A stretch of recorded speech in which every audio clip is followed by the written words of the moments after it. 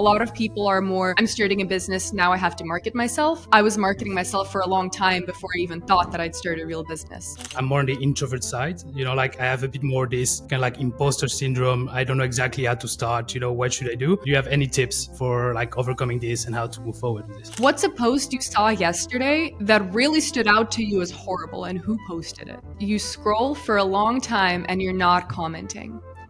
You should be commenting a lot if you want to grow your presence. There's a kind of like a fickleness about the LinkedIn algorithm, and it's not been delivering as hard. Do you think it's still worth doing? Do you think there's something that comes and goes, or do you think it's just a matter of working harder and standing out more? Or do you also feel like LinkedIn is unpredictable and maybe other channels, you need to engage other channels as well? People chasing like, oh no, I have to do this in the meta or the title or whatever. And at the end, the things that really stand out is people creating quality content and just applying the general guidelines. But yeah, it seems similar, right? It's more about the quality of the content that you have to focus on and like forget a bit about the algorithm, because anyway, you can't impact it. Thought leadership play here. It's just sitting there begging you to take it. There's an awesome story. There's a potentially huge brand, and there's a completely disruptive vision. And the CEO is like, yeah, I don't really want to post. I don't really want to post on LinkedIn. I don't really want to share my stuff. What do you recommend for situations like that? So, what is your take on the whole AI thing, whether it's for long form written content or video content or just literally posting on LinkedIn, whatever it is?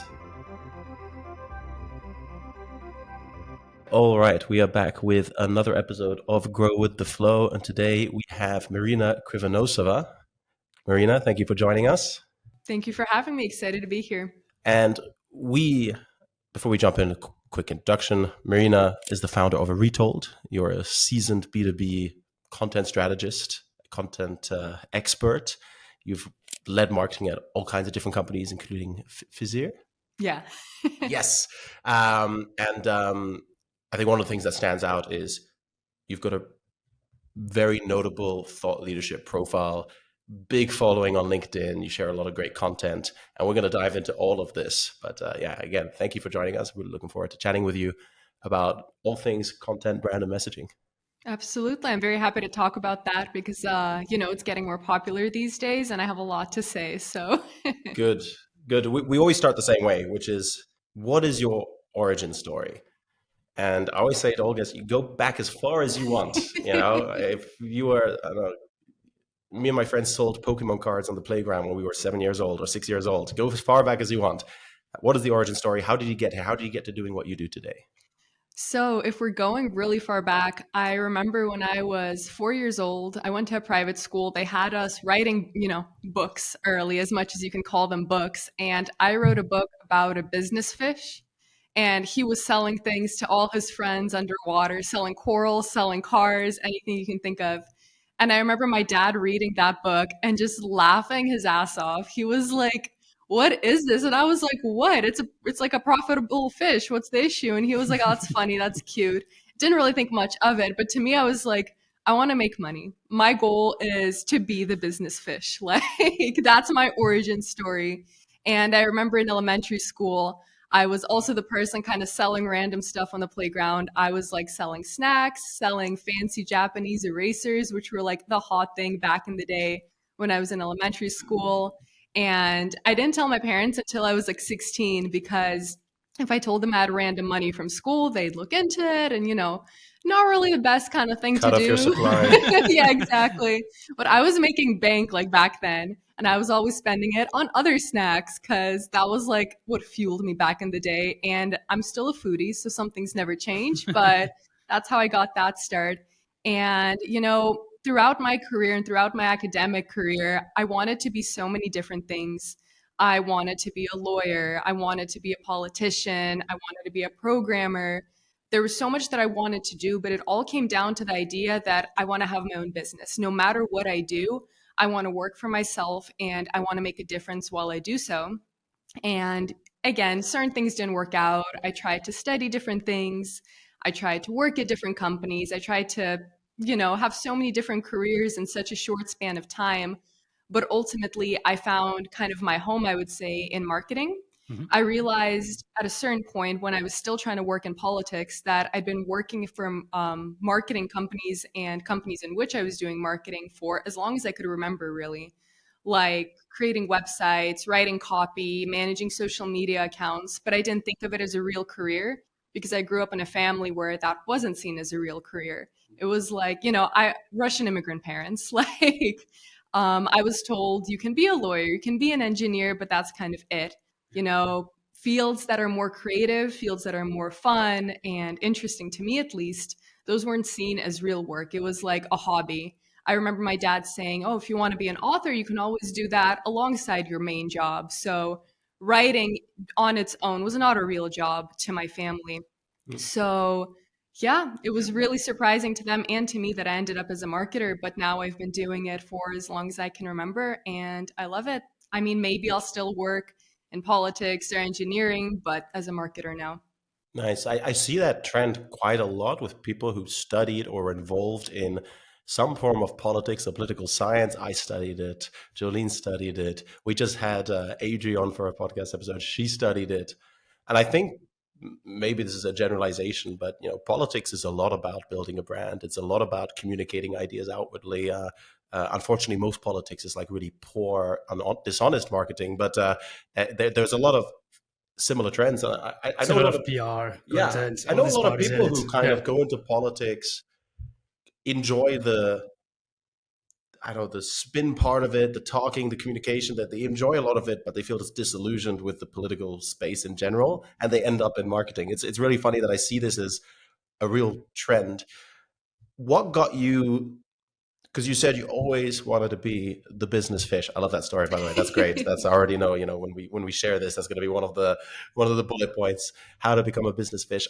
How did you become the business fish in the end? Because you've now got your own company, which Yeah. you launched within the last year or so. Yeah, exactly. It was Q4 2023. What was that process of getting to that point of, okay, I'm finally going to do it now? So how did you decide on the timing, and how did you get started? So I feel like when people ask that question, they expect me to be like, I was planning this for 6 years. I had like a 20-page business plan, but that's the opposite of what happened to me.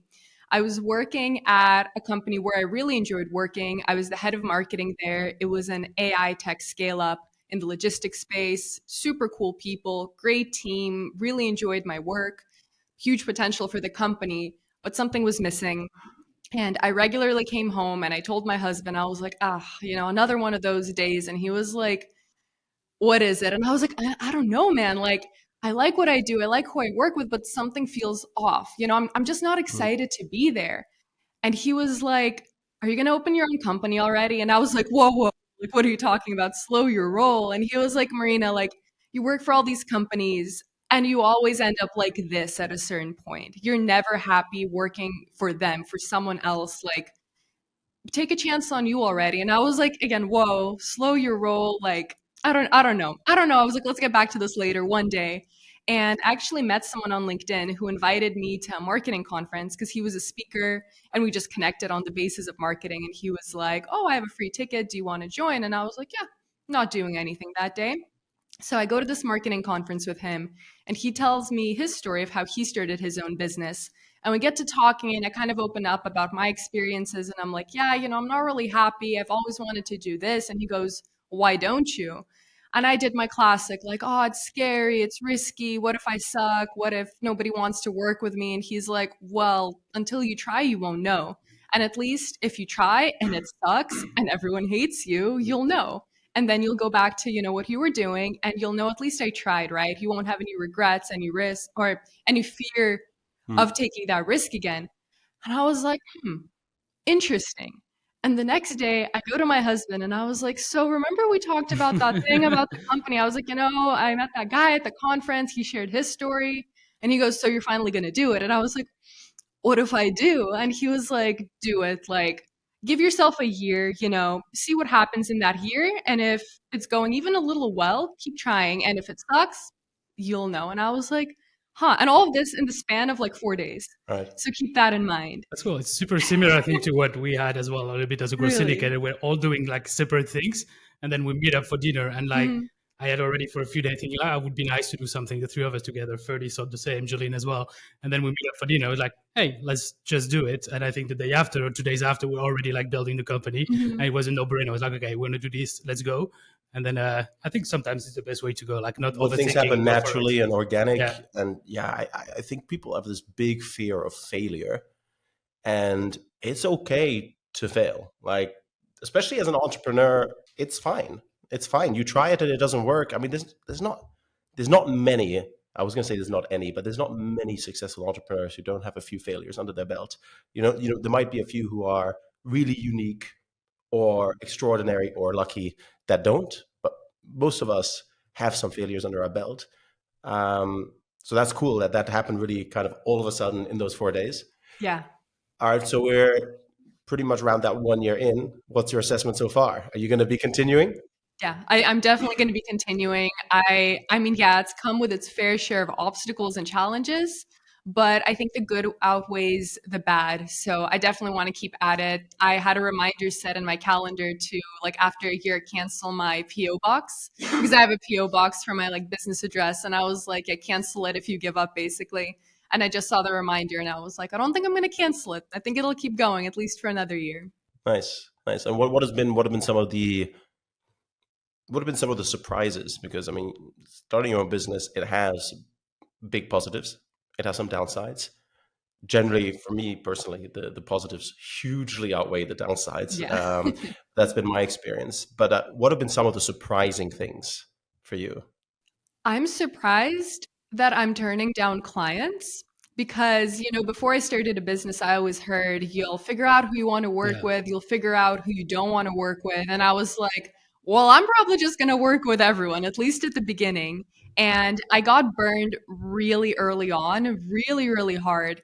And from then on out, I'm very picky with who I work with. So I've said no to prospects before. And it's been some pretty big projects, some, big five-figure projects.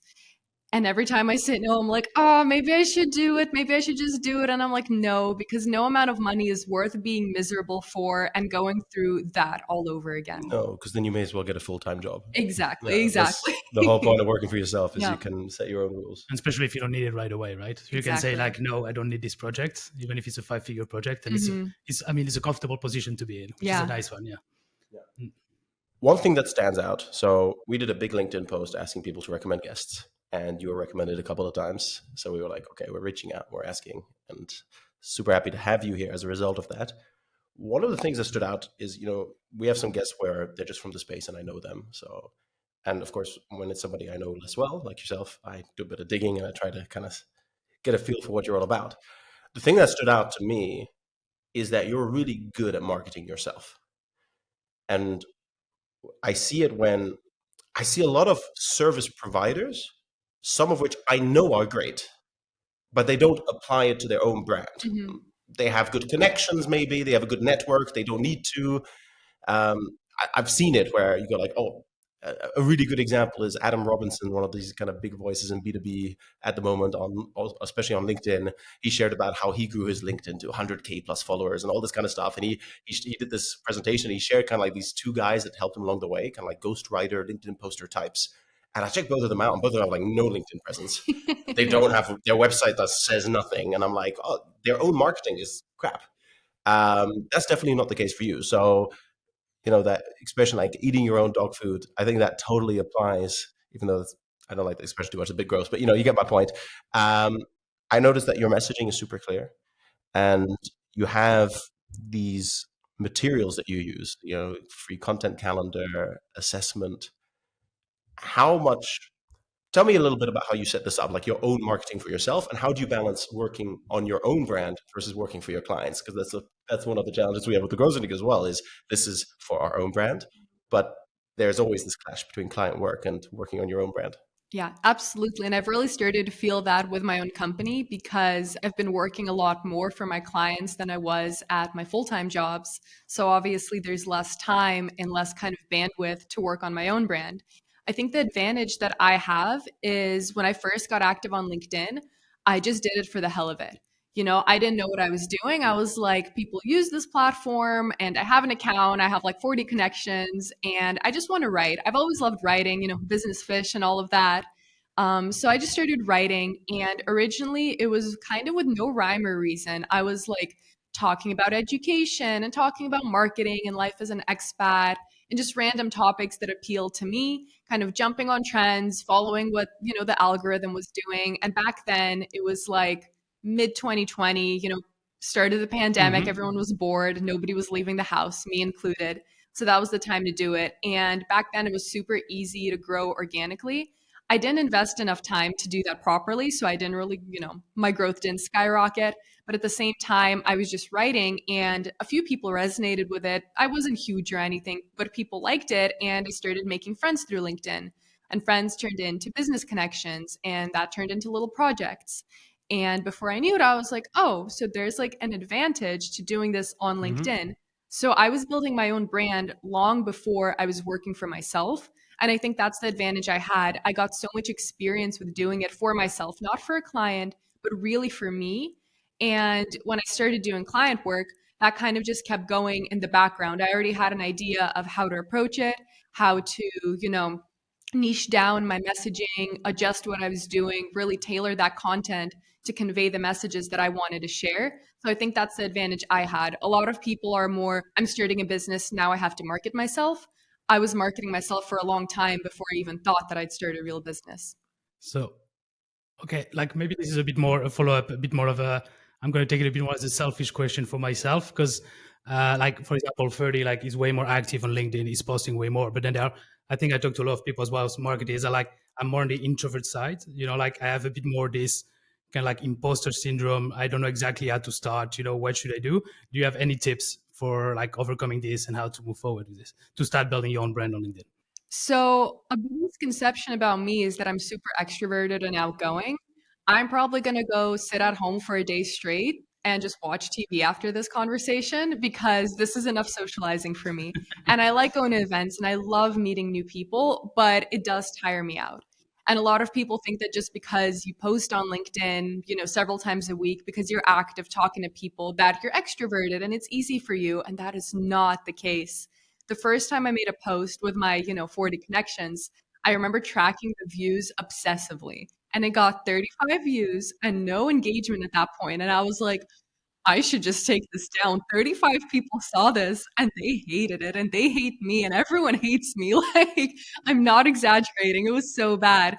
And I think I had like maybe 200 views before I got a single like, and it was a random like, maybe from a bot account. Yeah, And I was like, wow, I really suck, Like, I had all these kind of ideas that, oh, I'll just post and I'll go viral because I'm super cool. I'm special.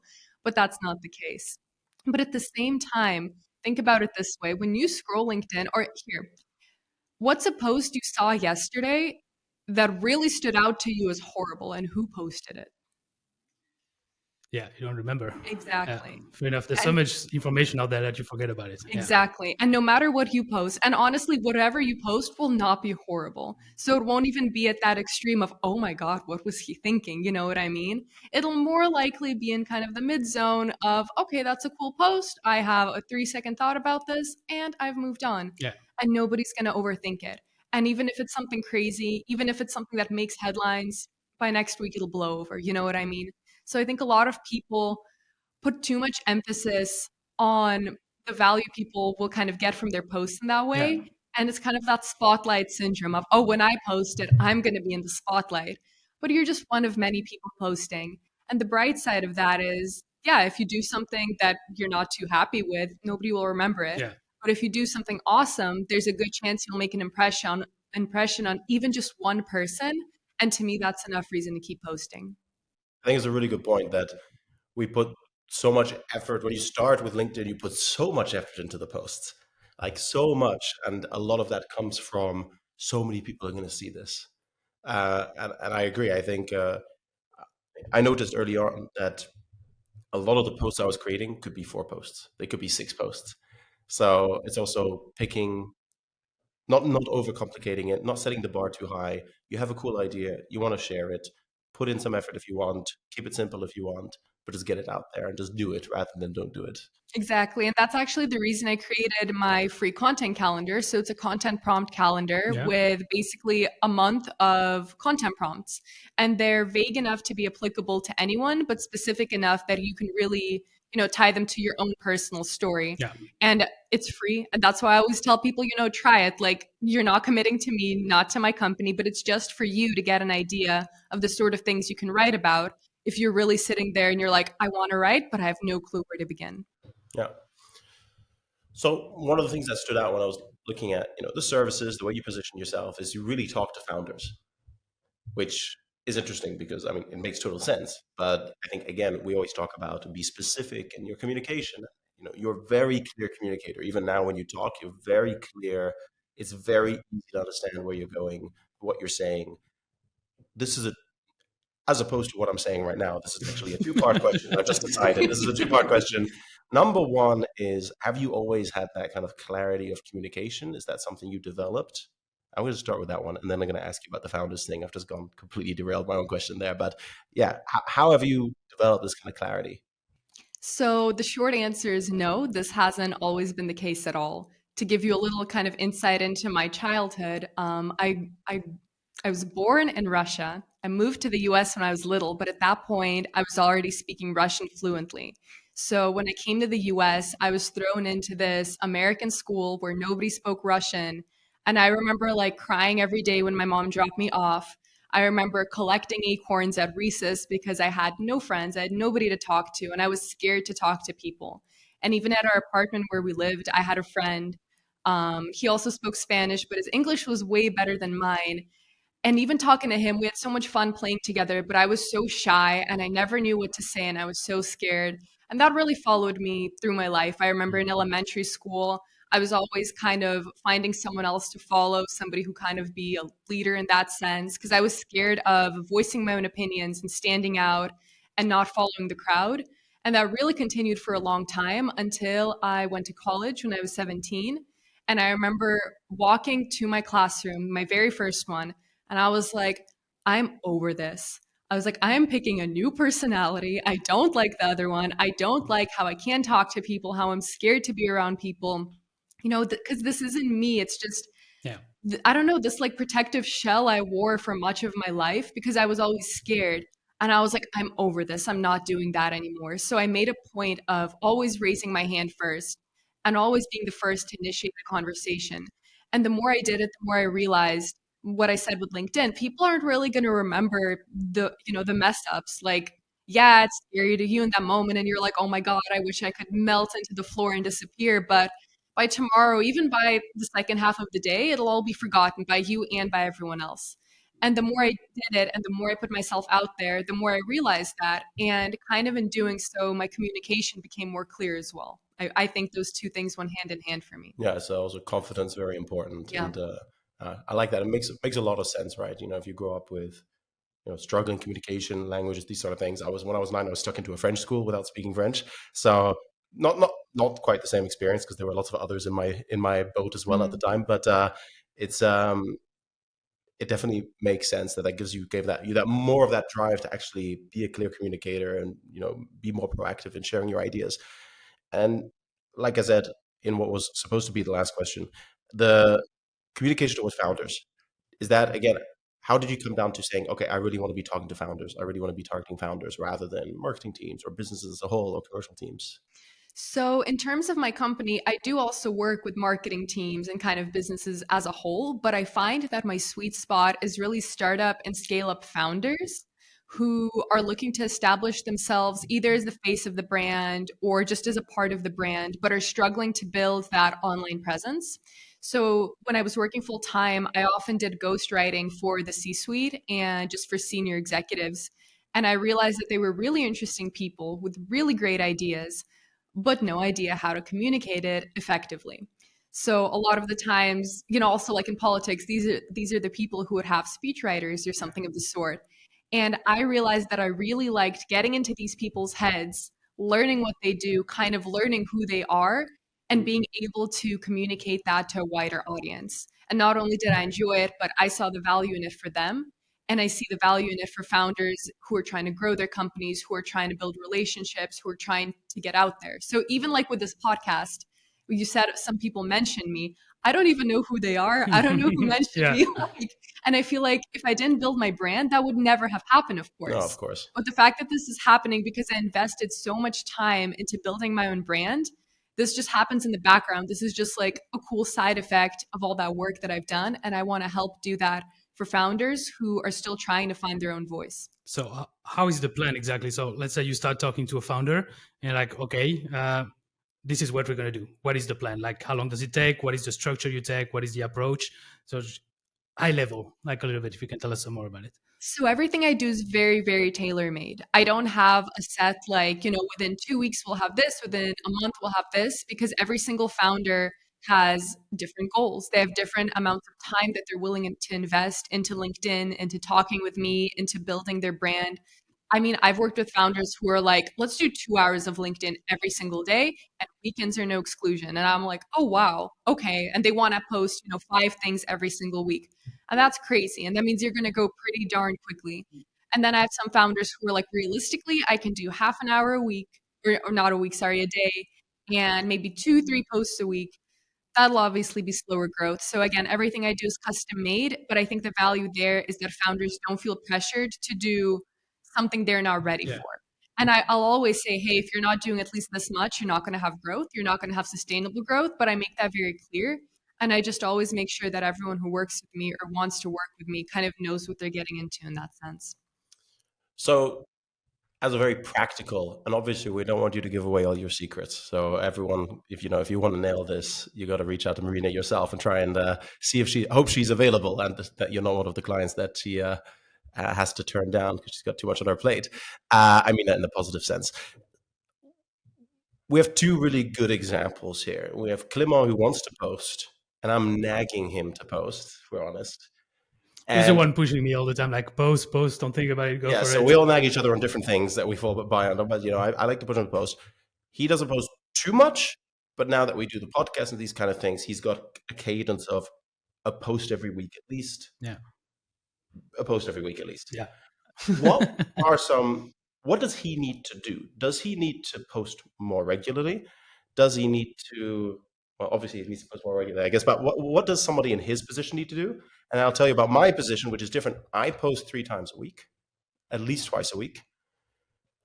It's going pretty okay. I've got quite a lot of followers, but they're just from years of public speaking and connections. And, I have 7,000 connections, and then I have 1,000 non-connection followers on top of that. Mainly because when people in the industry and they connect, I accept the connection. But I feel like I should be hitting that point of getting to 10, 15, 20K. And I feel like I have a bit of an echo chamber where I get a lot of the same people comment and engage with my posts. I don't feel like I'm pulling in a lot of new people. So what would your advice be for someone in his position and someone in my position, if you have any to share? I do. And it's very similar advice, actually. So how much time do you each actually spend on LinkedIn every single day? And what do you do when you're there? I spend, I don't know how much time, half an hour maybe? Like, I don't know, half an hour? Hour and a half. Yeah, and what do you do? Honestly, just scrolling down, seeing posts that interest me, just read those. But that's Scrolling, mostly it. Yeah, sometimes like if we're trying to find experts for a certain thing, like reaching out on things, these kind of things. And I spend a good, I think per post, I spend about half an hour writing the post. Sometimes a bit more, sometimes a bit less. So what I hear is you scroll for a long time and you're not commenting. You should be commenting a lot if you want to grow your presence. And I'm talking about quality comments, not just good job, wow, love this, so good. Just took a note of it. Commenting is there. Commenting is huge to grow relationships. Right. And for the people who want to post but aren't really ready to post, commenting is huge. And, everyone's talking about this, all the influencers, all the non-influencers. And still I see like people aren't commenting. Come on, guys. How much time do you spend a day commenting? I would say, so I used to do more when I was growing, when I was really, really actively growing. Yeah, I was maybe commenting for 2 hours every single day. Oh, wow. Okay. But these and you were days, posting as well every day. Yeah. But these days, in all honesty, I'm commenting for maybe 20, 30 minutes at most. How long, this process of like commenting, let's say 2 hours a day plus posting every day. Yeah. How long did that last? Like, did you do this for like 6 months, a year? A year, I would say, just about a year. So I did take a lot of breaks, which again, all the influencers are like, never take a break. But it got to points where I just burnt out. And I've learned my lessons there. So for me, it was a lot of experimentation, but commenting is something that never gets old. I've met some amazing people through comments, both on my posts that they left and on their posts when I found their content. Because content, when you put out a post, that's just something to start a conversation. The comments are where the real magic happens. And more often than not, if you want to send someone a DM, they're going to be way more open to talking to you if you've already engaged in comment sections, not even necessarily theirs, just so that your name is familiar. I know for me, I get a lot of DMs, not in like, oh, I'm famous kind of way, but a lot of people send DMs, you know? And if I don't recognize the name from a post, a comment, then more often than not, I won't respond, especially if it's just, hi, how are you? Which so many people send for Yeah, some which is like, reason. what's the point of Yeah. that? What's the point of hi, how are you? Like, Yeah. seriously. Yeah, that's really interesting. The recently we've heard some people talk about. So we had Melissa Kwan on, who's also big on LinkedIn, like 30K plus followers, and she talked about, she struggles with the LinkedIn algorithm a bit. That a lot of people are talking about how LinkedIn is not.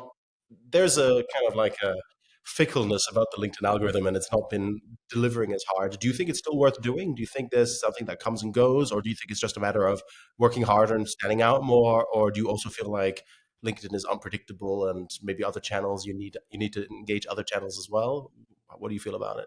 So, talk about the algorithm has been ongoing since I first got active. And I still remember when people were like, oh man, the algorithm loves polls. So, people started sharing Yeah. nonsense polls, just Yeah. what kind of pizza do you like? How do you take your coffee? And they were getting 20, 30K views, But hundreds of likes. nobody really checks out the person who shares the poll. No. Yeah. No, nobody cares about it. And then, selfies were huge. Just every single post had a selfie, not just an image, but specifically a selfie. And then the algorithm liked carousels, and then the selfie people were upset, kind of how the poll people were upset when selfies became a thing.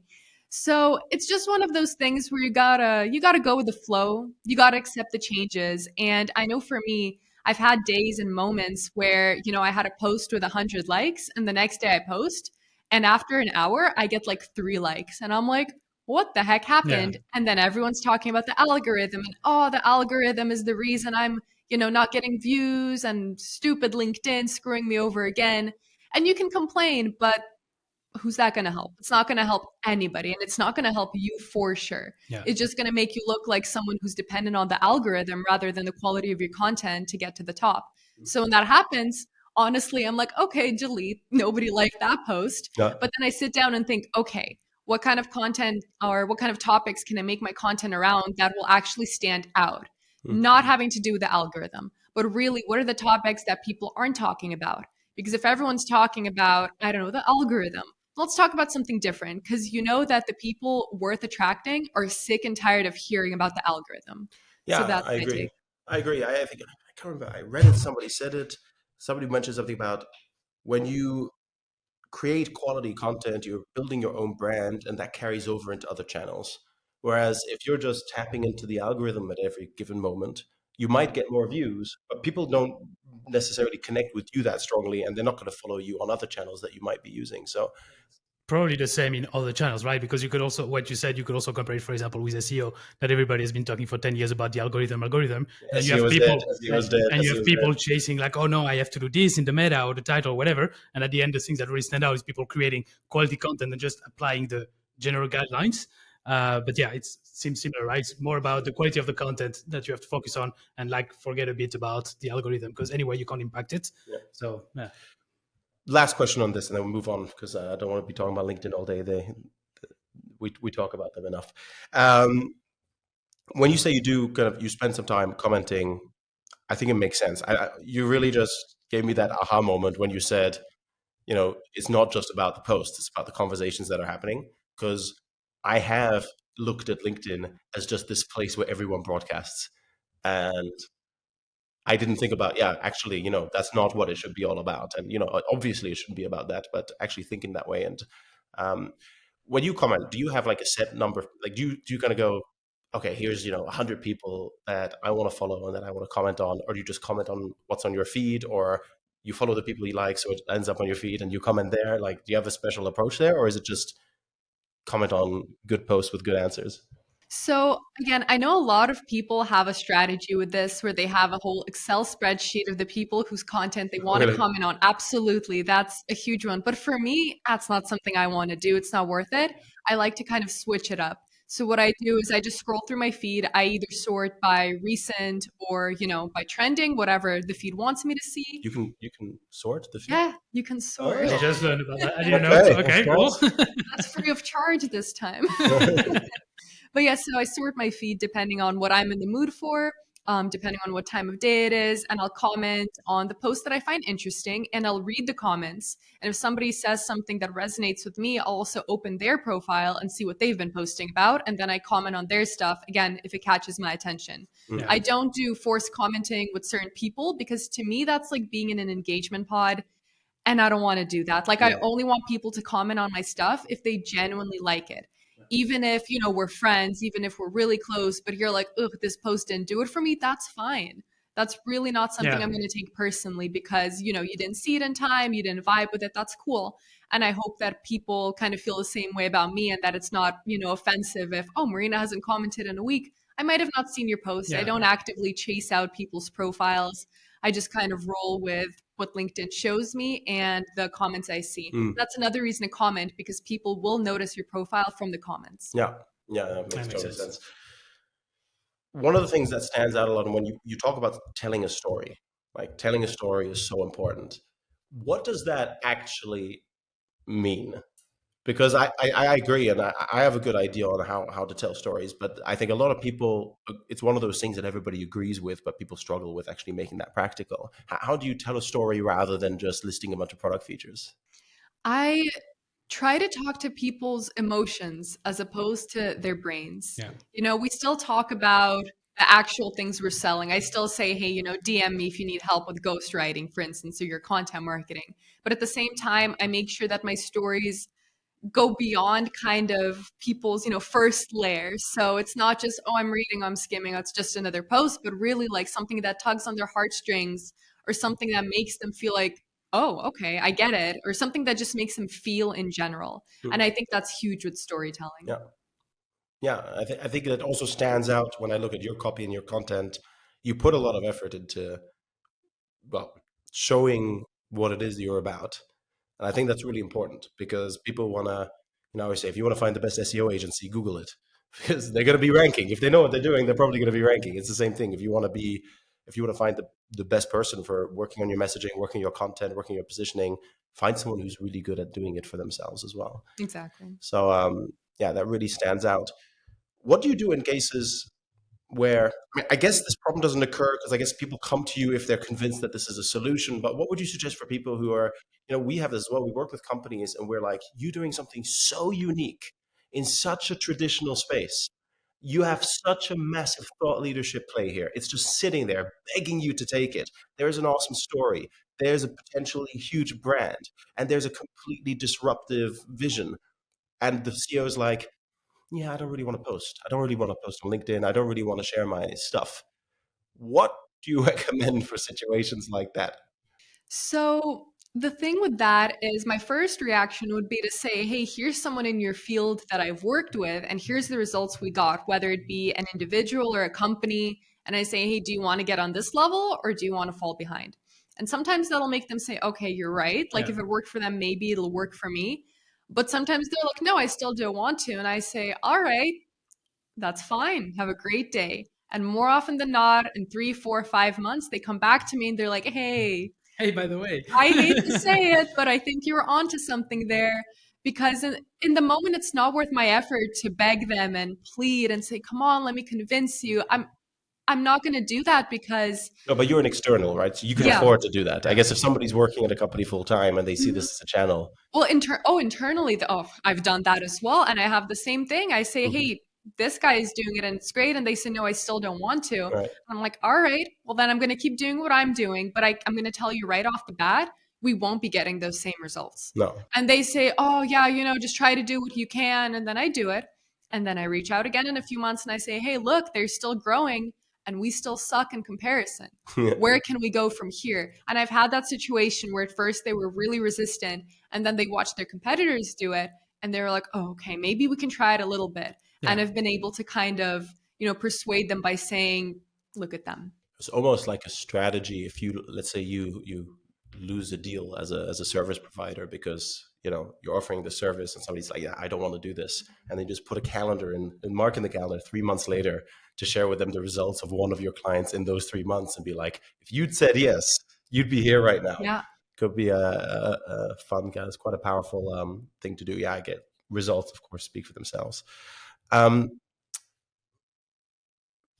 We talked about LinkedIn, we talked about content, we talked about positioning.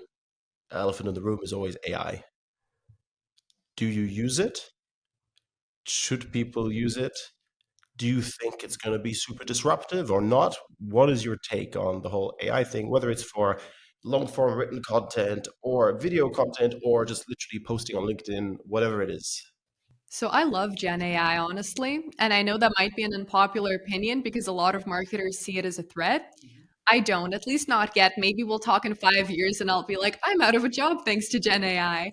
But I don't think it's a threat. I think it's a very, very useful tool. It's helped me save a lot of time on very mundane tasks, even, coming up with lists and just kind of bouncing around ideas when I'm alone and have nobody to share those ideas with.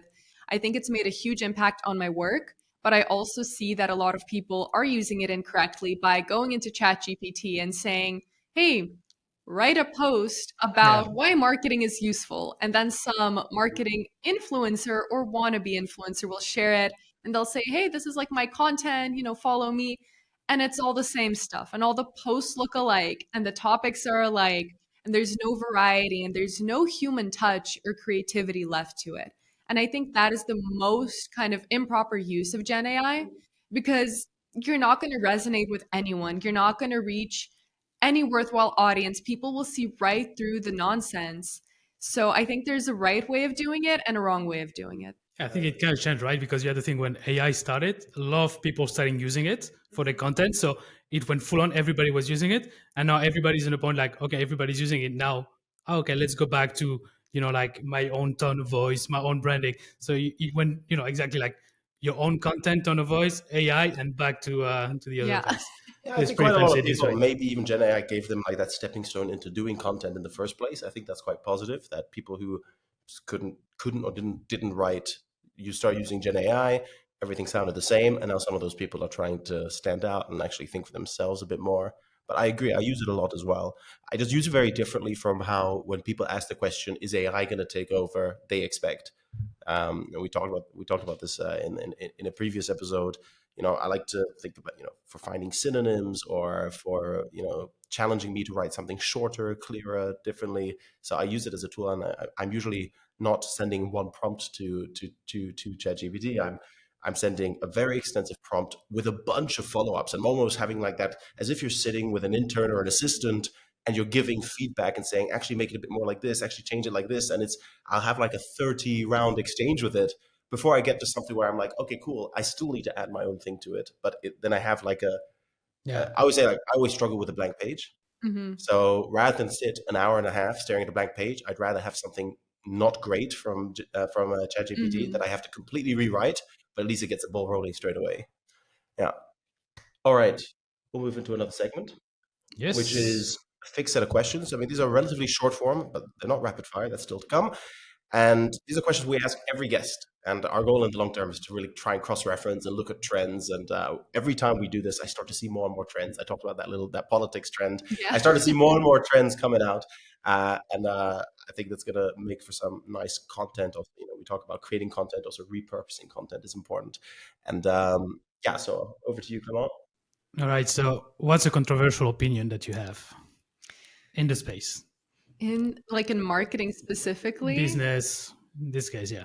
Okay. I think once a LinkedIn influencer gets over like 70K connections or followers, what they say is just not worth looking at. At that point, just unfollow them because they're not going to say anything of value to you. They're only going to be reposting the same generic drivel, the same stuff that's, trending and popular and silly quotes with no meaning, and they're posting it for their engagement pods. They're posting it for the users who are just there to say, wow, great share, and give them a thumbs up. You don't want to take risk anymore. It's more political, right? You want to play and please everybody. And okay, yeah, good Yeah.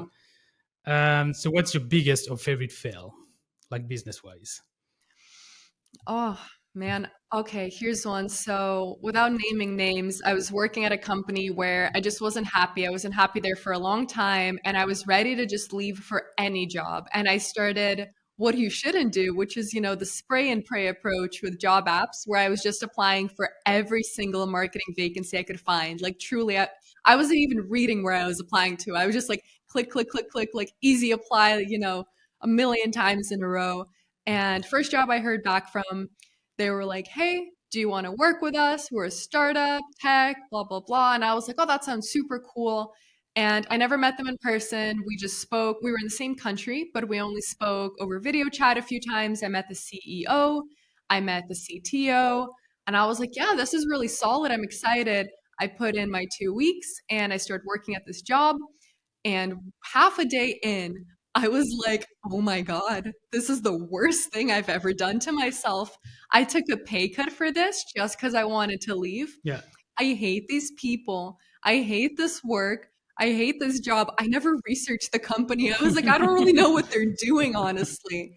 And I was just like, oh my God. And this was in person. I went in person for the first day and I was like, wow. I was just sitting there the whole time, like, man, I messed up. How did I get here? And I went home.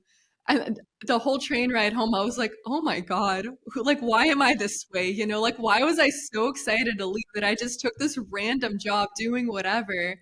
And the second day, I realized for sure I hated here. And I was like, I think I'm gonna quit. And it was the second day, and I was like, man, I'm really quitting on the second day. And I had a fight with the CEO. We really did not see eye to eye. It was bad. And by the third day, I was like, I don't want to work here anymore, guys. Like, super sorry, super awkward. And we agreed that I'd finish like a certain amount of time Yeah. under terms that worked for me and worked for them. But then I was jobless all of a sudden. I went from a very kind of comfy, cushy job that I just didn't like to a job that made me miserable and crying by the third day to, wow, so now I just don't have a job at all, which is kind of where I was headed anyway with that first job. But I think that's a pretty big fail. I don't talk about that. I've never shared that story on a podcast or anything. So Well, I think we're honored to be the inaugural yeah. sharing. I think it's super challenging because I worked as well with a lot of as a freelancer or like full time with really small startup pre market fit. Like, yeah, and you have to, it's really hard to see. Most startups actually going to fail, so it's really hard to find the ones going to work. And then when you're in the interview process and you have the first conversations, you really have to ask the right questions to make sure it's a fit. Because if it's not a fit, then you can really like, in your case, a few days, but you can already spend a few months that actually you have no impact, and you're like, oh, what did I do? It's a big challenge. Yeah, cool. Next one. Who do you learn from the most? I would say my mom. So my mom works in a field completely different, from what she studied. She moved to the US without any English language knowledge. And yeah, we're completely different in so many ways, but I learned so much from her. She has made her fair share of mistakes, both in a personal setting and professional setting, but she has overcome so much. And I learn lessons from her all the time. And I call her still, like, every time something goes wrong, I call her and she's, in California. And I'm like, Mom, this happened. It's terrible. Life is over. And she's like, hey, now, what if we look at it like this? And I'm like, wow, how do you know that? Like, you didn't even have to think about it. You immediately just know what to say. And I'm always just learning from her in that sense. And I tell her, she's always like, oh, I'm really boring. I don't really have much to say. And I'm like, literally not. But, so definitely my mom. Okay, that's cool. So, what is your favorite tool for 2024? I really like Perplexity AI. I've been using it a lot. I started using it when I moved away from ChatGPT, and I just feel like it's not as AI in a way. Okay. So it's not as generic and kind of boring, and the content that it creates and the way that it bounces around ideas with me, I just think it's a lot more original in a lot of ways. So when I first got, on the Gen AI train, I was really using ChatGPT a lot. And this year I learned about Perplexity, or maybe it was end of last year, I don't remember. But I really like it. So I've been using that a lot. And when I know somebody's using ChatGPT, I'm like, hey, have you heard about Perplexity? It's actually cooler and it's also free. So Oh, that's nice. Awesome. So moving to the next section, which is basically facepalm of kudos of the week. So we had all I guess, and we also do it. So basically, a face palm, so something that you saw that you like, you want to call out that resonated with you, and basically a kudos, so something that you saw that was great or that you want to shout out. So guess goes first. So all yours. For sure. So for the face palm, I recently found out about a friend of mine who's applying for jobs after layoffs to stay in the Netherlands. And he was really excited to interview for this one role. And he went through so many interviews. He was talking to, the director, and the guy was like, "Yeah, you're like a shoe-in for this role. We'll send you an offer sometime soon." And then by the end of the day, he gets a message, "Hey, CEO closed the vacancy. So maybe you'll hear from us next week, maybe in a few months. We don't know. Have a great life," basically.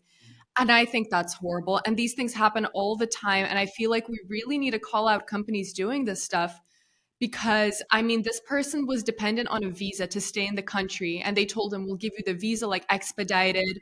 We'll do this for you. We'll do that for you." Yeah, that sucks. Really let him on till the end. And again, I see that so often. So I feel like we need to talk about this and kind of be like, "Hey, companies, what's the punishment you face when you do that to people? Because they're getting off scot free and it's just ridiculous."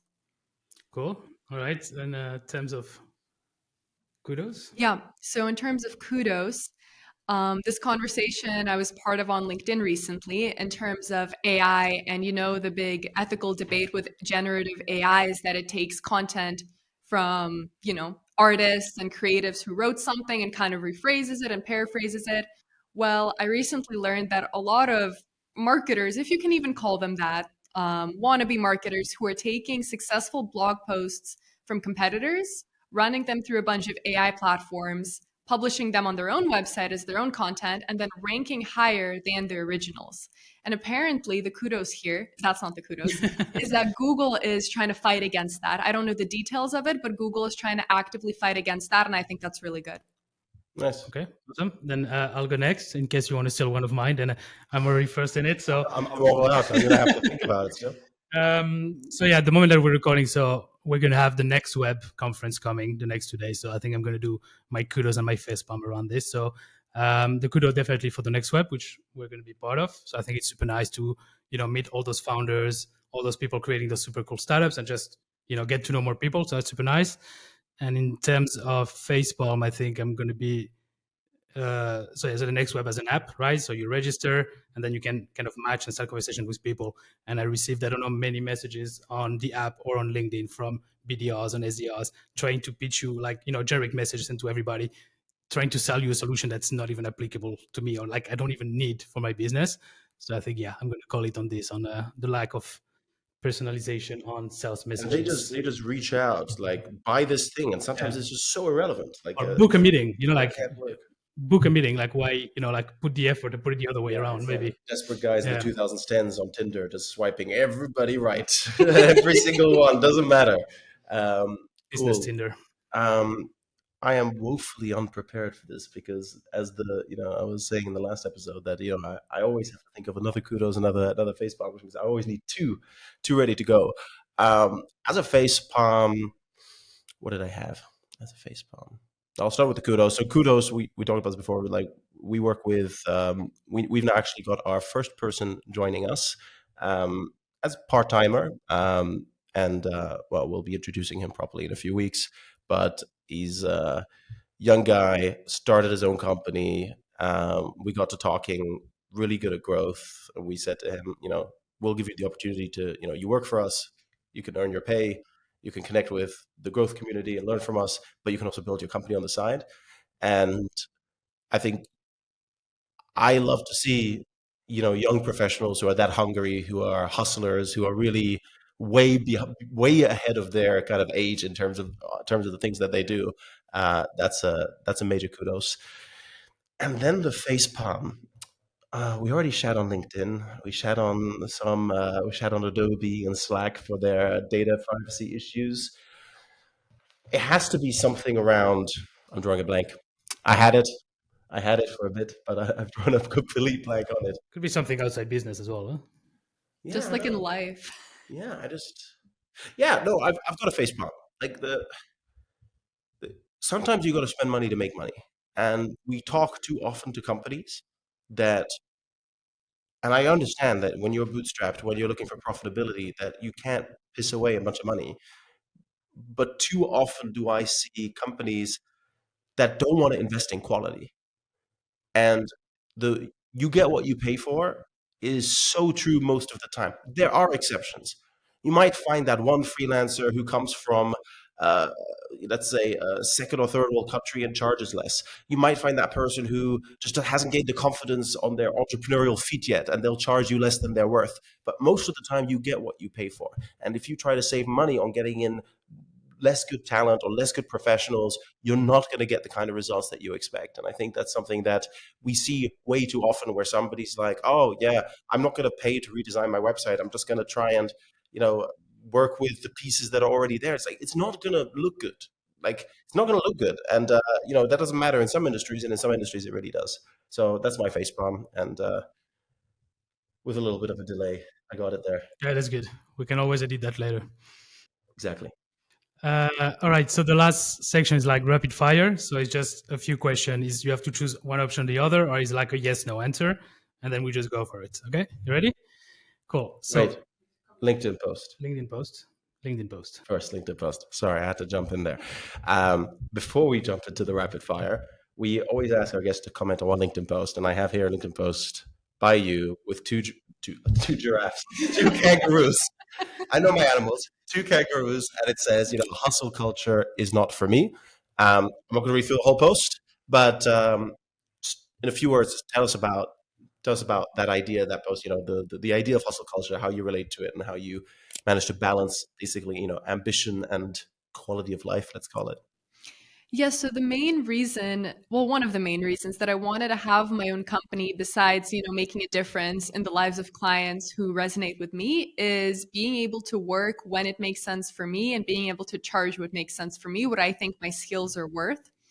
I don't believe in the idea of working a certain number of hours for the most part. For some projects, it makes sense, but the idea of, 40 hours a week makes no sense, because in my previous jobs, a lot of the time, something that takes someone 40 hours will take me 20 hours. And what happens after those 20 hours? I have to go help that person who's slow, and we make the same amount of money, even though I did, 2, 3, 4 times the amount of work they did. And that never resonated with me. So I realized that I have to figure out what I'm best at, what I do the quickest, and monetize that so that I can live my life the majority of the time and not spend most of my days just slaving away at a computer just for the sake of being there and saying, hey, I made my 40 hours. I really want to make a difference, whether that takes me an hour, 10 hours, however long it takes. So I love traveling. My family lives all over the world. My friends live all over the world, and I love spending time with them. So to me, I wanted a job where I can work kind of wherever I want for the most part, and however much I want for the most part, and at the same time be able to make time for the things and the people who mean the most to me. So hustle culture isn't it for me. I'm not here to say, hey, I sleep 3 hours a night, I work 90 hours a week. I don't. I work much less than that, and I'm not the richest person out there, but I do things how I want to. I wake up again when I want to. I sleep when I want to, and that's what makes me rich in my own way. Even more important, I think. Yeah, absolutely. Yeah. And by the way, this connects with what I was just saying about the companies that want to save money. They'll rather spend $20 an hour on somebody who takes 10 times longer than paying maybe 60, $70 for somebody who does it in half the time. So you always end up spending more money. But it's unrelated, but it's exactly doing the things that you're really good at and just harnessing that and honing that is super valuable. And it's also a trend we've heard with a few different people we spoke to, is set those guidelines for how you want to live your life first, and then adapt your work to it, not the other way around. Exactly. That's how I've been doing it as well. Yeah. Nice. All right. So now we do the rapid fire questions for now sure. We do the rapid fire. All right. Okay. You ready? Let's do it. All right. B2B or B2C? B2B. Content or copy? Content. LinkedIn. Should all the B2B pros be doing it? Absolutely. Of course. Downloadable, gated content, yes or no?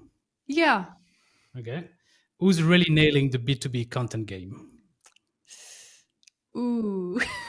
This is one you can name yourself if you want to. I was going to say I can't rapid fire this one, except for me. I'll say it's Retold. That works. Perfect. Last one, like a book that you recommend. Windmills of the Gods by Sidney Sheldon. Everyone's reading the business books. I think fiction takes the cake on this one. Great. Perfect. Nice. Perfect. Well, Marina, Before we wrap this up, is there anything you want to share with the people listening? If you're hesitant about doing something right now, whether it's today or just in life, just do it. Follow that slogan, see what happens. Worst case scenario, you just have an awesome story about failure to tell. Absolutely. Perfect. More stories, more content, more growth. You can find Marina on LinkedIn. We'll be obviously linking to your profile in the show notes, as well as Retold. And reach out to her if you need any help getting your messaging content and your storytelling off the ground. Marina, thank you so much. It's been a pleasure. Thank you Thanks, very guys. much.